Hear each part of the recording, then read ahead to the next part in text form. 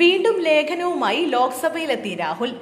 M നരവനെയുടെ പുസ്തകവുമായി ബന്ധപ്പെട്ട ലേഖനവുമായി ഇന്നും ലോക്സഭയിലെത്തി പ്രതിപക്ഷ നേതാവ് രാഹുൽ ഗാന്ധി.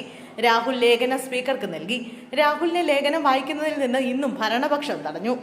ലേഖനത്തെക്കുറിച്ച് ഉൾപ്പെടെ സംസാരിക്കാനുള്ള രാഹുലിന് അവസരം നിഷേധിച്ച് സ്പീക്കർ നന്ദിപ്രമേയ ചർച്ച തുടർന്നതോടെ പ്രതിപക്ഷ അംഗങ്ങൾ ശക്തമായ പ്രതിഷേധമുയർത്തി.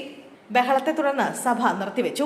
കരസേന മുൻ മേധാവി എം നരവനെയുടെ പുസ്തകത്തെക്കുറിച്ചുള്ള കാരവാൻ മാഗസീനിലെ ലേഖനമാണ് ഇന്നും പാർലമെന്റിൽ ഭരണ പ്രതിപക്ഷ പോരിന് വഴിവെച്ചത്. ഇന്ത്യൻ ഭൂമി ചൈനയ്ക്ക് വിട്ടുകൊടുത്തു എന്നത് ഉൾപ്പെടെ ഓർമ്മക്കുറിപ്പിൽ കേന്ദ്രത്തിനെതിരെ നിരവധി പരാമർശങ്ങളുണ്ടെന്ന കാരവാൻ മാഗസീനിലെ ലേഖനമാണ് രാഹുൽ ഗാന്ധി സ്പീക്കറിന് നൽകിയത്.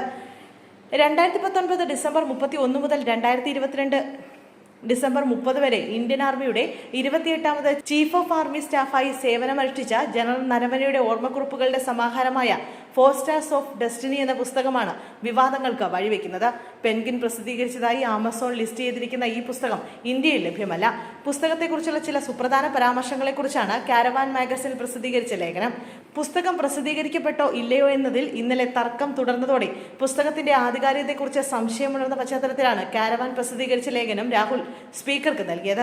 എന്നാൽ ലേഖനത്തെക്കുറിച്ച് രാഹുൽ സംസാരിക്കാൻ തുടങ്ങിയപ്പോൾ പാർലമെന്റ് കാര്യമന്ത്രി കിരൺ റിജിജു തടസ്സവാദം ഉന്നയിച്ചു.